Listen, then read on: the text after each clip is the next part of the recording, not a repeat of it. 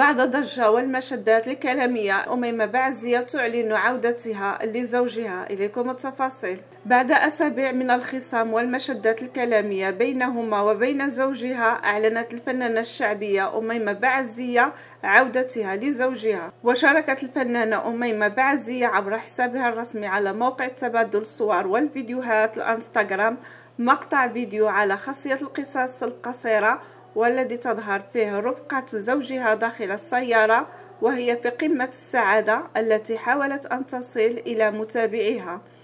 وأرفقت الفنانة أميمة بعزية الفيديو بتدوينة كتبت فيه قائلة: ناري كون حطيتها بالأغنية اللي كنغنيو كون شوهتك.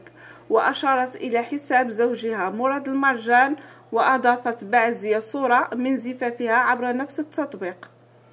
هنا غنكون وصلت لنهاية الفيديو. كانت معكم قناة فاتيتي شانيل. فضلا وليس أمرا لايك واشتراك وتفعيل الجرس باش يوصلكم دائما الجديد، ومع السلامة.